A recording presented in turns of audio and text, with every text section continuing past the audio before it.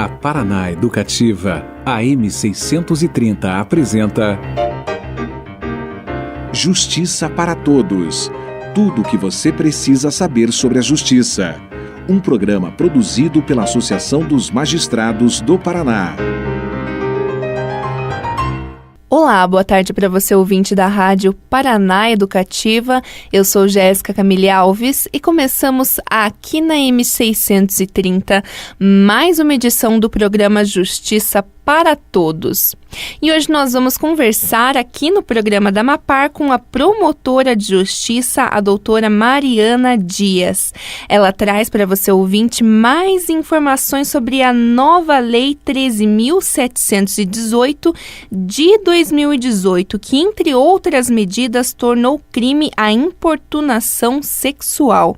E caso você ouvinte tenha alguma dúvida a respeito desse assunto, participe aqui com a gente por meio do nosso Facebook, no inbox, procura lá Justiça para Todos, programa de rádio da Amapar. Quero cumprimentar aqui a doutora Mariana. Boa tarde, doutora, e muito obrigada por aceitar nosso convite. Boa tarde, Jéssica. Boa tarde a todas as ouvintes e todos os ouvintes que estão participando desse programa. Eu é que agradeço pelo convite. E doutora, para a gente começar então a nossa conversa, a senhora poderia primeiramente falar para os nossos ouvintes, em linhas gerais, quais são as mudanças trazidas pela Lei 13.718 de 2018 no tocante aos crimes contra a dignidade sexual? Essas mudanças eram necessárias? Bom, Jéssica, essas mudanças são extremamente importantes e são significativas para a proteção das pessoas que são vítimas de crime contra a dignidade sexual. E, majoritariamente, essas pessoas são mulheres. Essa lei trouxe, primeiramente, o crime de importunação sexual, que seria aquele crime em que a pessoa pratica um ato libidinoso sem que a vítima permita e autorize, né?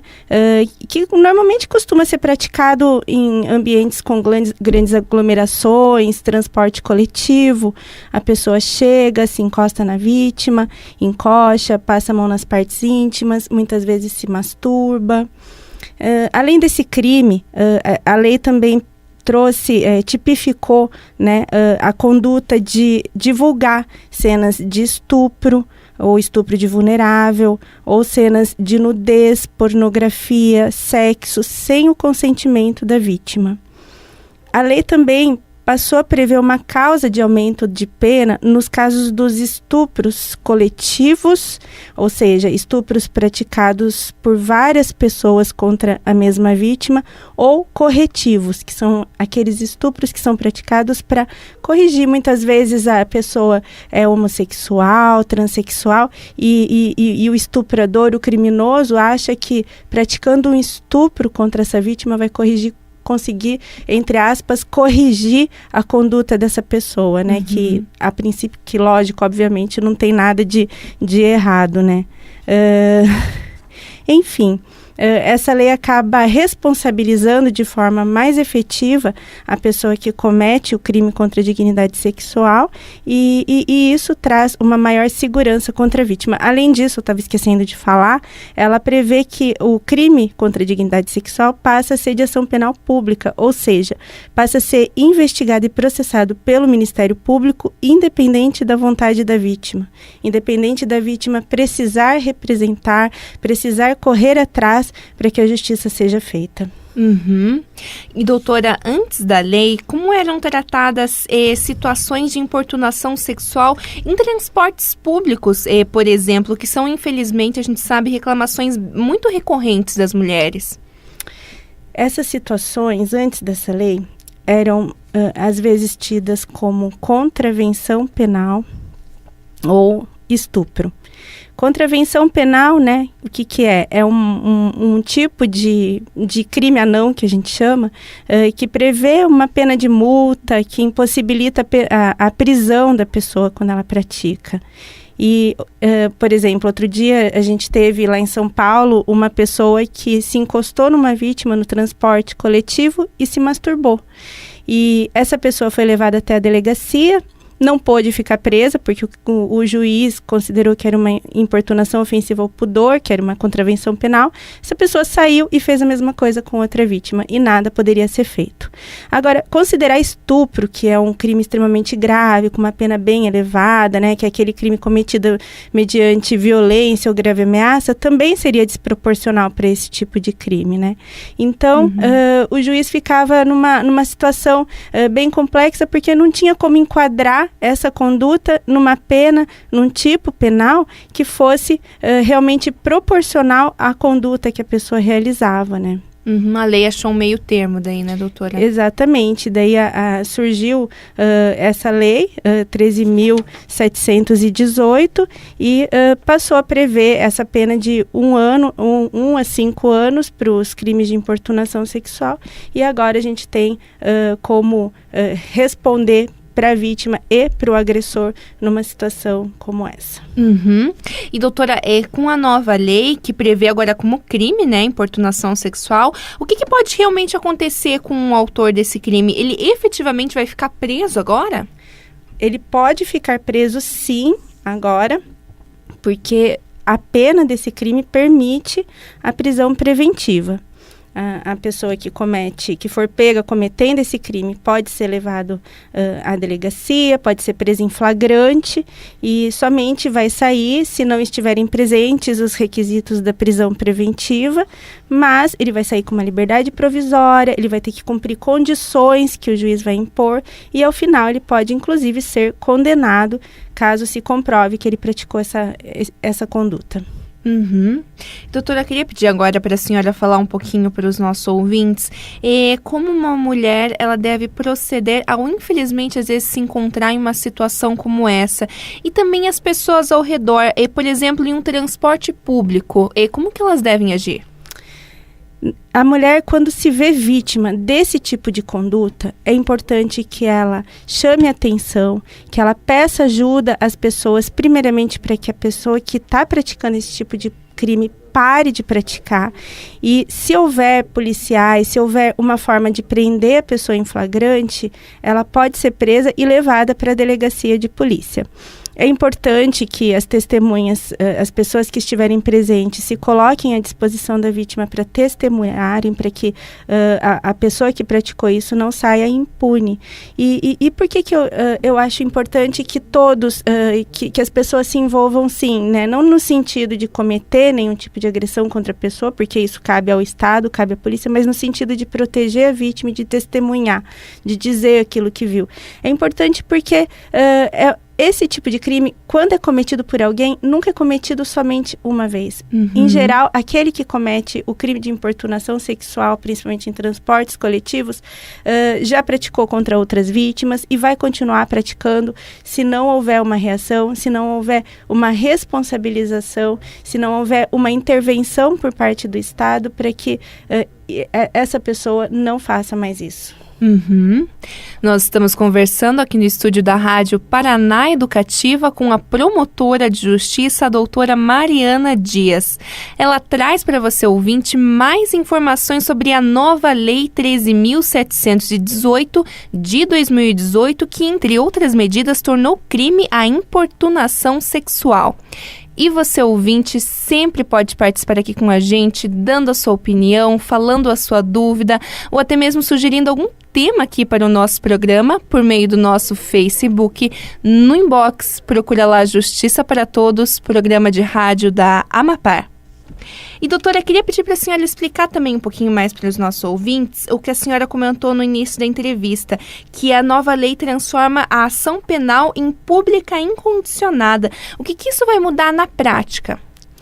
Bom, antes dessa lei, as mulheres maiores de idade que fossem vítimas de crime de estupro tinham que representar, tinham que dizer que elas gostariam que aquele crime fosse investigado. Se elas não fizessem isso num prazo de 6 meses, elas não teriam mais o que fazer. Não seria mais possível responsabilizar, investigar e responsabilizar o agressor. E a partir dessa lei, passa a ser de obrigação do Ministério Público a investigação, a apuração desse crime, o oferecimento da denúncia. Então, eu vou dar um exemplo, né? A gente tem situações na prática em que a gente descobre que um determinado agressor pratica um crime contra a dignidade sexual de uma pessoa próxima, muitas vezes de uma filha, de uma enteada. E quando a gente descobre isso, a gente começa a investigar e acaba descobrindo que ele já fazia isso contra outras pessoas, às vezes da própria família. E aí a gente chama essa pessoa diz, olha, eu estava numa situação que eu não queria me expor, eu fiquei com medo de denunciar na época e tudo mais, mas realmente eu fui vítima e o Ministério Público não tinha o que fazer, porque já tinha passado o prazo decadencial, já tinha passado 6 meses. Agora passa a ser possível que a gente responsabilize o agressor, mesmo que a vítima não tenha representado. É uma alteração importante. Muitas vezes a vítima tem vergonha, tem medo de denunciar, se sente muitas vezes até culpada, porque existe uma cultura de culpar a vítima, porque estava com uma roupa mais curta, uma roupa mais apertada, estava num lugar ermo, como se usar roupa curta, roupa apertada, né, em lugar ermo justificasse um crime contra a pessoa, como se isso fosse errado, como se tivesse algo de errado nisso, né? Então, a partir do momento em que o Ministério Público pode e deve investigar, independente da vontade da vítima, a possibilidade de responsabilização do agressor passa a ser maior e mais certa, mais efetiva. E, doutora, o segundo tipo penal criado pela nova lei diz respeito, como a senhora já comentou com os nossos ouvintes, a divulgação de cena de estupro ou cena de estupro de vulnerável, não é mesmo? E o que diz a lei sobre esse novo crime?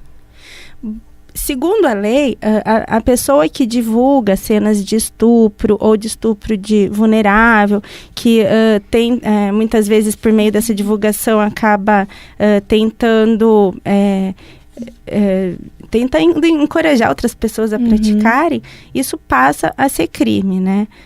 A não ser que seja por um motivo artístico, cultural, e desde que não identifique a vítima, né? A não ser que a vítima autorize e tudo mais. É um crime que tem uma pena de 1 a 5 anos, ou seja, uma pena igual àquela da importunação sexual, e a pessoa pode ser presa, inclusive em flagrante.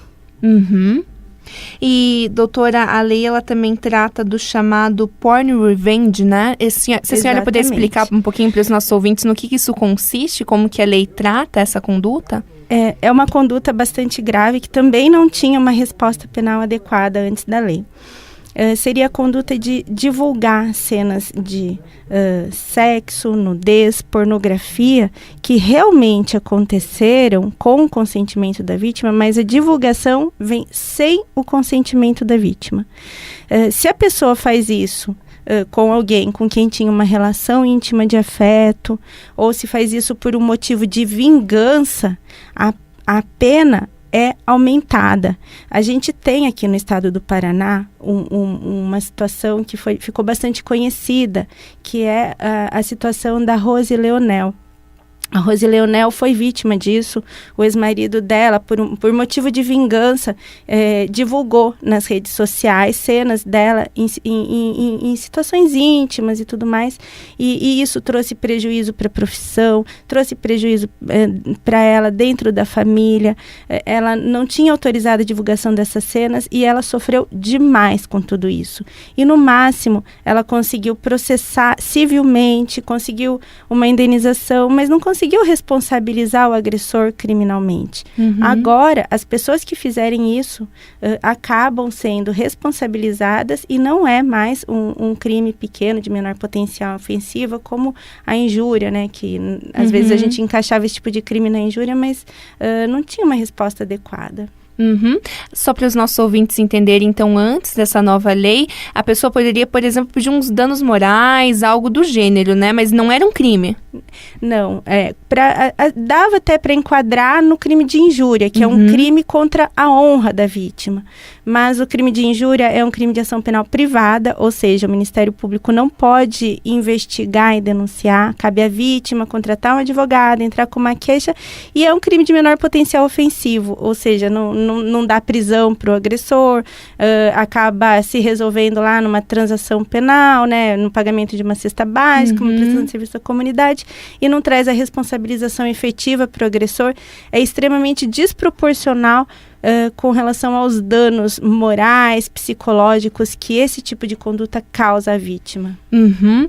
Ainda sobre essa questão, doutora, do chamado pornô de vingança, né? Eu acho interessante a gente destacar para os nossos ouvintes, não é só quem coloca o conteúdo no ar que pode ser responsabilizado. Quem compartilha isso, mesmo que não tenha nenhum vínculo com a vítima, também pode responder, né? Sim, com certeza. O crime prevê a punição para quem oferece, troca, disponibiliza, transmite, vende, expõe à venda, distribui, publica ou divulga por qualquer meio esse tipo de cena, seja por meio de comunicação de massa, sistema de informática, telemática, fotografia, vídeo, qualquer tipo de registro audiovisual que compartilhe, que disponibilize esse tipo de cena, a pessoa vai incorrer nesse crime. Uhum.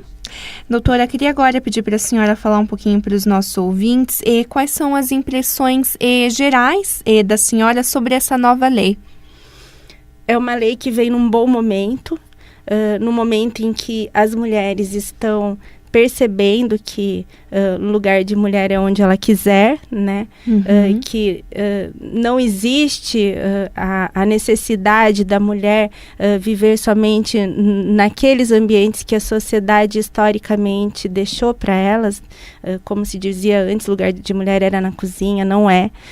A mulher deve conviver em sociedade, agir conforme ela merece, conforme ela entende, da mesma forma que os homens, né?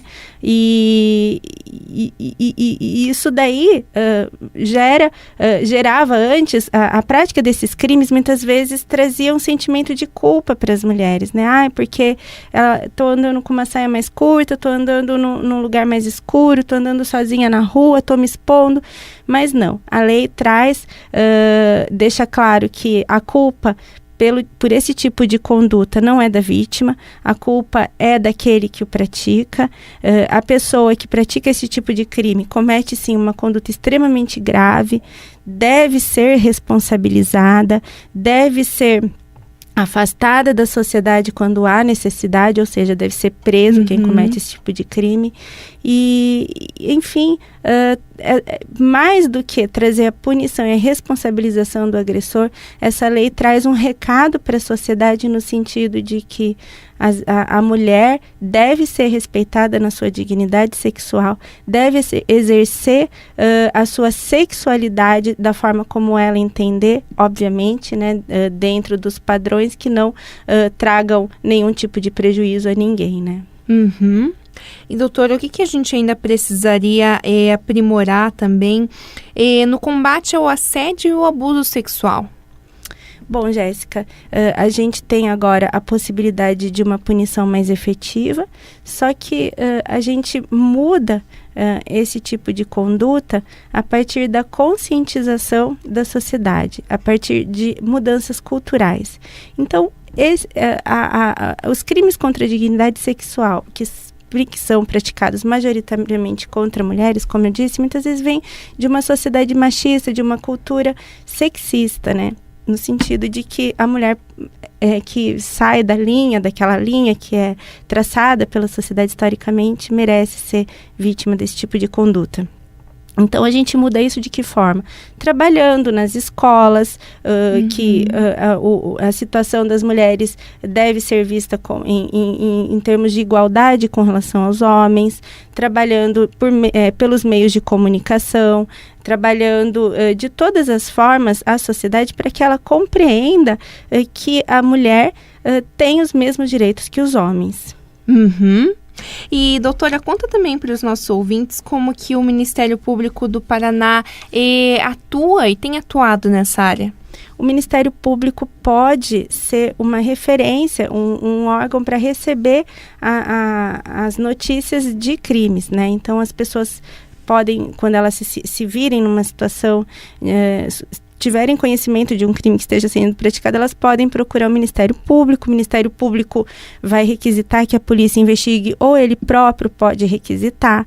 O Ministério Público vai acolher essas vítimas e encaminhá-las para os serviços públicos que elas necessitem. Muitas vezes ela vai precisar ser encaminhada para o sistema de saúde, às vezes ela vai precisar de um tratamento psicológico, de um acompanhamento psicológico. Vai encaminhar para a rede de assistência social, que muitas vezes essa vítima vai precisar ser acolhida e vai precisar receber, inclusive, benefícios assistenciais, porque muitas vezes esses crimes são cometidos por pessoas da própria família e de quem elas têm dependência econômica. Então o Ministério Público é quem vai investigar, quem vai cuidar da responsabilização do agressor e também quem vai acolher a vítima e garantir que ela seja encaminhada, que ela seja acompanhada e receba os direitos que ela possui, no sentido de se resgatar, de resgatar a sua autoestima, de resgatar a sua saúde, de resgatar tudo aquilo que ela perdeu a partir do momento em que ela se tornou vítima desse tipo de crime. E, doutora, falta ainda também um melhor atendimento a essas vítimas. A gente precisaria ainda de servidores mais preparados para atender as vítimas desse tipo de crime? Sem dúvida, a capacitação das pessoas que atendem, que acolhem as vítimas, é mais do que necessária. Muitas vezes a vítima vai procurar um serviço público e vai ser julgada pelo servidor que a atende. Infelizmente isso acontece, né? Então há necessidade sim de capacitação de todas as pessoas que atuem com a vítima de crimes contra a dignidade sexual. E, doutora, a senhora atuou um tempo nessa área. Conta um pouquinho para os nossos ouvintes como que foi a sua experiência. Bom, eu atuei bastante na área criminal, com crimes contra a dignidade sexual, né, com crimes em geral, e entre esses havia esse tipo de crime. E a gente vê que, infelizmente, são crimes que são pouco notificados, né, as vítimas muitas vezes deixam de levar ao conhecimento da autoridade policial. São crimes que muitas vezes acabam não terminando na responsabilização do agressor, até por falta de compreensão, né, por parte das autoridades que investigam, no sentido de que há necessidade de colher provas efetivas, ou às vezes no sentido de que não foi tão grave assim, então a pessoa não merece ser punida, não merece receber a pena adequada e tudo mais. A gente viu que ao longo dos anos, principalmente depois da Lei Maria da Penha, as investigações, o acolhimento das vítimas tem aprimorado, tem melhorado muito no nosso país. Houve sim um aumento das notificações, mas ainda há muito a ser feito.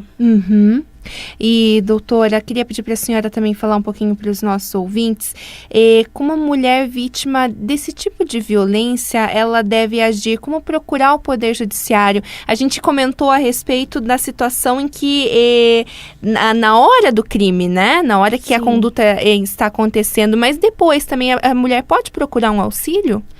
Com certeza, ela pode procurar no momento em que ela se sentir preparada para isso. Ela pode procurar o Ministério Público, a promotora ou o promotor de justiça vão recebê-la, vão registrar o atendimento, vão encaminhar para as investigações. Pode procurar a delegacia de polícia e fazer o registro. O delegado de polícia vai instaurar um inquérito policial e apurar aquele crime.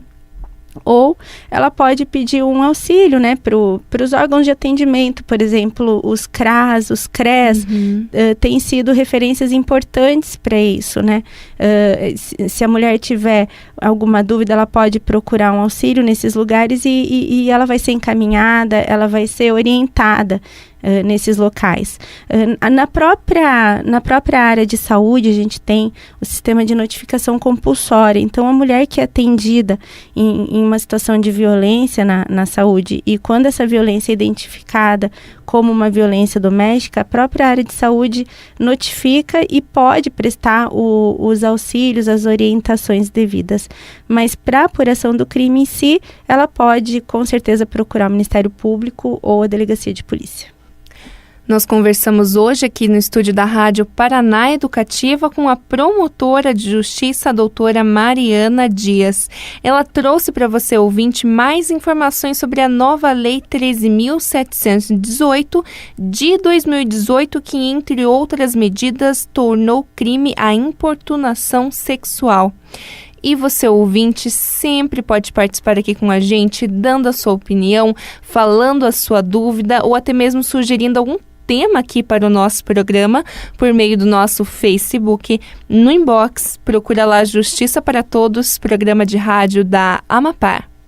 Doutora Mariana, infelizmente nosso tempo está acabando, mas para a gente finalizar a nossa entrevista, eu quero deixar a senhora à vontade para expor as suas considerações finais para os nossos ouvintes. Bom, como considerações finais, o que eu tenho a dizer é que os crimes contra a dignidade sexual são problemas de todos nós, de toda a sociedade, e eles devem ser trabalhados no sentido de evitar que ocorra, ou seja, por meio da conscientização, e quando eles ocorrerem, é importantíssimo que sejam levados ao conhecimento das autoridades, que sejam investigados para que os agressores sejam responsabilizados e que assim a gente evite a reiteração desses crimes. Eu quero parabenizar vocês por abordarem esse assunto, Jéssica, que é um assunto extremamente importante, agradecer o convite e dizer que o Ministério Público está à disposição para esclarecer, para dar qualquer tipo de encaminhamento e receber qualquer tipo de denúncia desse tipo de crime. Doutora, nós que agradecemos a participação da senhora aqui no programa da Amapar e até uma próxima vez. Até. Boa tarde. E a gente fica por aqui com o programa Justiça para Todos e voltamos amanhã às 3 horas da tarde. É claro, ouvinte, eu espero a sua companhia. Um ótimo dia e até lá. A Paraná Educativa M630 apresentou Justiça para Todos. Tudo o que você precisa saber sobre a justiça. Um programa produzido pela Associação dos Magistrados do Paraná.